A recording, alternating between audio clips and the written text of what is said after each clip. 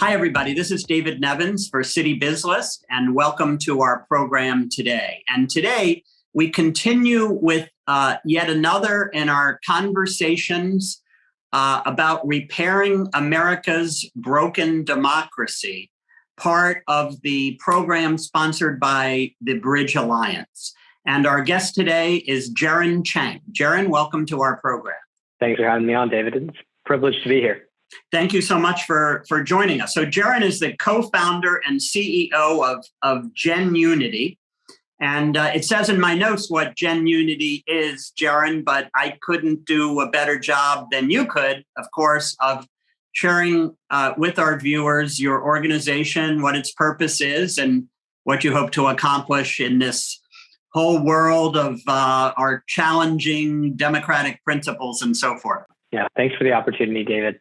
GenUnity, we're a civic well-being nonprofit. And what that means is we're trying to help diverse adults develop their capacity to critically evaluate, navigate, and change our systems. It's kind of the fundamental kind of layer of people participation in a democracy. And right now, I think what we're seeing a lot in kind of this problem of broken democracy is this kind of recurring feeling of fatalism, right? Folks want to get involved. They see something is a problem, but they're not really sure how to go about it.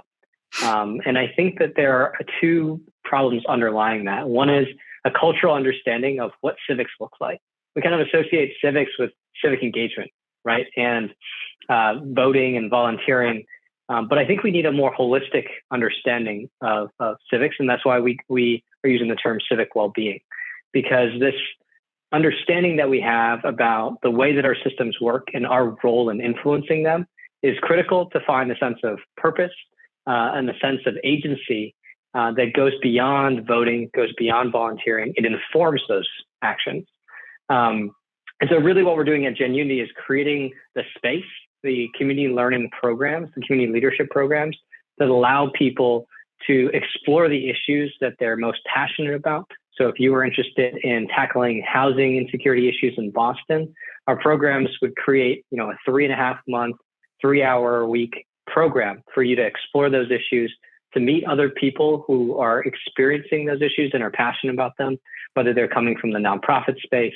You'll meet with policymakers at the local and the state levels, and you'll get the chance to unpack the issue in a way that builds mutual trust and understanding and builds a sense of civic agency that informs all of those important civic engagement actions that we want people to take. So, Jerren, if you don't mind, it sounds fascinating, and we all, most of us anyway, want to be involved civically, and certainly the term civic well-being makes a lot of sense. But get into the nitty-gritty, the grass tops, if you will. Give us some specifics about what your organization is doing and folks who are a part of your organization, how they're engaging in civic well-being. The very specifics, granted, we're a small nonprofit, right? We're starting up. We're in our first and second year. So the focus of our work is on our community leadership program model. We create these basically 3.5-month courses or leadership programs centered on specific local issues. So as I mentioned before, housing in Boston. And we recruit a cohort of folks from the community, about 30 to 40, that are a diverse and equitably representative cohort. And over the course of those 3.5 months, they will unpack the problem of housing in Boston in 4 steps. The first is understanding what is happening in the community with people's lived experiences. So they'll meet with families who are experiencing homelessness or eviction or housing insecurity. They'll meet with property owners and property managers. They'll sit in on housing court to really understand what is happening on all sides of this issue at an interpersonal level.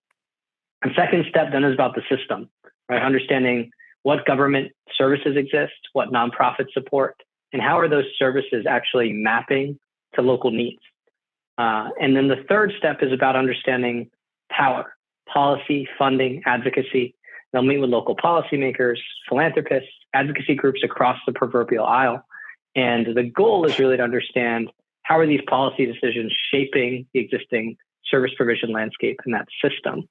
And ultimately, that culminates in the last step, right, which is about change, individual and collective reflection on what's our role, what's our relative power to shape change on this issue. Our members develop an action plan for themselves. They work together to allocate a small grant to the community. And the goal is for them to exit the program and really follow through on those plans. And so far, we've seen that to be very much the case. And I'm happy to speak to some of those member impact stories. They're pretty wide ranging, from introducing new legislation at the local level to collaborating with local government on new projects and volunteering with existing nonprofits. So happy to speak to that and imagine we'll get there. Share with us the results of something that you're most proud of.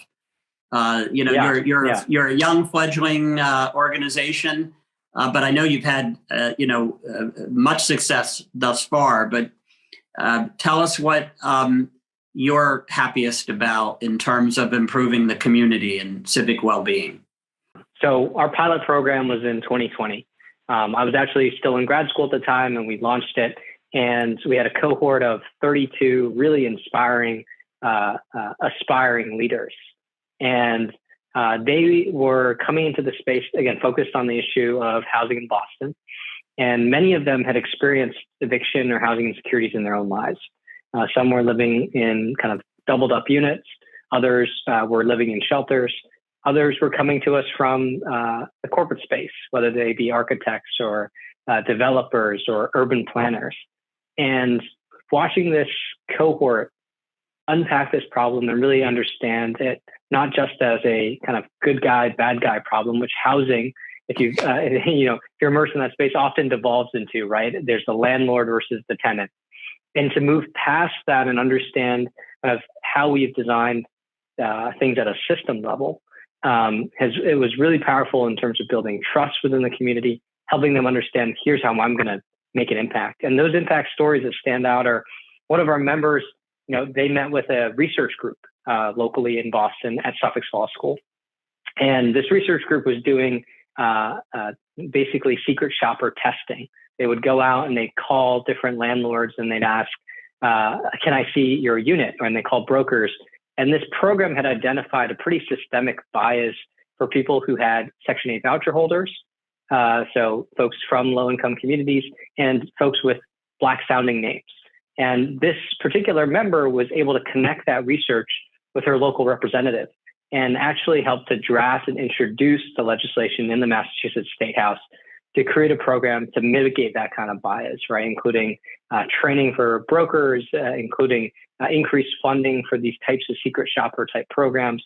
And I think that's a really concrete example of how everyday citizens, when they have the opportunity to learn about these issues, unpack them, can serve as this really powerful, almost connective tissue between organizations, between legislators, and form some really powerful ideas. I know over the years, we've all heard, awful stories about discrimination in housing and the ways that we need to go about solving it. So again, really kudos to you and your colleagues at GenUnity for, taking on that challenge, at least in the Boston area. I was going to ask you, Jerren, for our audience, I didn't ask Jerren to tell us that much yet about himself, but I will tell you that he's a graduate from Duke University, having majored in economics and math, and recently earned an MBA from Harvard. So how does such a person who you would think is ready to take on the business world, and I know you had a stint at McKinsey as well, but how does someone like yourself go about? What motivated you to start and found and run a not-for-profit as opposed to all the myriad business opportunities that likely came your way? Yeah, for me, David, it ties to the kind of central question I think almost everyone asks, which is, how can I make an impact in the world? It's kind of, what are my values and how do I live those values? And for me, as a kind of first generation American of immigrant parents, I had always been fascinated with this concept of the American dream and the ideal of equal opportunity. And it was through actually my experience at McKinsey, which led me to the mayor's office in Chicago, that allowed me to get this really immersive civic education to understand how our systems are designed to both promote equity and in some cases perpetuate inequity. And that type of experience and feeling privileged to be in a position to do that, to navigate those spaces, to have that learning is really what motivated me to create GenUnity, which is really just trying to democratize that type of civic learning access, right? I mean, we kind of expect people to learn all their civic education in K through 12, right? And then by the time they become adults, we're like, okay, we're done. We know one needs to be educated on these issues. They can figure it out for themselves. And the reality is that we just don't have the support structures in place to support people to do that. I know you've been interviewing a number of folks working in that space. And I think our model is an innovative one in that it's creating almost an intentional, call it micro democracy, bringing folks from all different backgrounds together in a very intentional way around a shared local issue. And I'm a local government kind of guy. I think that's the kind of the level of governance that get people thinking about and seeing the tangible impact that they can have on their neighbors and in the communities where they shop at and eat at. So that's really what drew me to this work, David. It very much was a personal calling and feeling like this is something that I have had the privilege to experience, this kind of civic growth. And it's something that I just needed to make sure was an equitable opportunity for others. Well, again, good for you. Jerren, what advice do you have for business leaders and organizational leaders who might be watching this all around the country in terms of how they can promote civic well-being and civic involvement, not only among their businesses, but I guess even more importantly, among their employees? Yeah, I think you hit on something really important there, David, which is civic well-being is not just an individual concept. It definitely applies a lot to individuals. I think particularly millennials and Gen Z, we see in the Great Resignation that folks are searching for that sense of purpose through their work and through their day-to-day lives. And figuring out ways to promote their civic well-being, I think, is critical for businesses to be able to attract and retain talent. And I'd say that goes beyond kind of our traditional notions of what civic engagement looks like and doing kind of corporate volunteerism efforts. Those are important and they have a role. But we also need to think about how do we get people proximate enough to community to develop real lasting relationships such that they understand when a community is impacted by some business decision, why that's important, right? And one very tangible example, one of our partners is Blue Cross Blue Shield in Massachusetts. And granted, they're a nonprofit, but I think the principle is abstractable to any health insurance company like United or whomever. And they are really interested in this concept in health equity, right? And how can we promote health equity through our day-to-day operations? And because they've been proximate to community, they've been able to surface ideas within their internal organization on we should collect data on how well our providers treat our patients and whether there are racial disparities.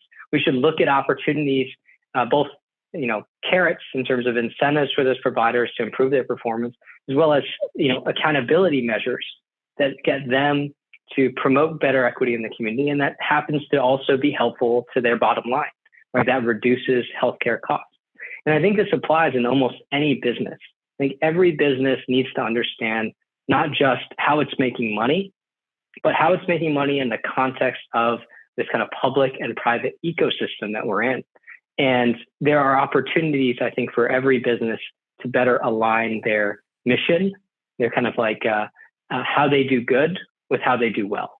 And I think if companies are really committed to that type of corporate citizenship, they need to invest in not just diversity among their employee base, that's important, but proximity between employees and community, because that's what informs all of these innovative ideas about how the business needs to transform. It informs better governance. And I think you're going to continue to see this type of conversation, David, happening in the C-suite with investors who care about stakeholder capitalism and good governance from an ESG lens. And you're going to see it bottoms up through HR, employees demanding that businesses take on this type of corporate responsibility. Very, very well put. I had a colleague who used to say to me, when we were talking about what I wanted to achieve, and I would say, I want to do good. And she would always say, you mean you want to do well? And I said, well, I do want to do well, but I also want to do good. And so I'm not sure what my high school grammar teacher would say, but we are talking about sort of two different things, right? Doing well and doing good deeds, indeed. Where do you see GenUnity going from here, Jerren? Yeah, I think there are kind of two veins of impact that we're trying to have, right? The first is growing the base of our programs and the geographies in which we're located, right? Each of our programs are focused on a local issue. So housing in Boston, health equity in Boston, but we are planning to scale that work to new issues in the Boston area and to new cities. And so we're in the midst of working with different employers to go to different cities, and obviously philanthropy to kind of fund the initial growth capital for that work. The second piece, and I think maybe even the more transformative piece for a nonprofit, David, is about systems change. And I think the critical piece here is this mental shift from thinking about civic engagement as just kind of by virtue of activity, a good thing, to thinking about civic well-being and understanding where do we have gaps in our own civic well-being. I'll be honest with myself, David, I feel like I am sometimes very intellectual and I'm good at evaluating things, but maybe I'm not proximate enough to community and being embedded in the relationships with people who are experiencing housing insecurity issues or health equity issues. And that affects my ability to be an honest evaluator. And I think that the more that we can kind of have this mental model shift from civics as this kind of abstract, somewhat antiquated and concept to a very modern understanding of civics as well-being, we'll start to see people proactively and intentionally figuring out what promotes my civic well-being. And we'll start developing this playbook, I think, that is going to restore us on an individual level, on an organizational level through business, and as a society. And Jerren, I assume you're looking to create corporate partnerships, and that's how you're funded, I would imagine? That's exactly right. So we create the opportunity for employer partners who are doing work in that program issue that we are creating programs in to invest in their employees to participate.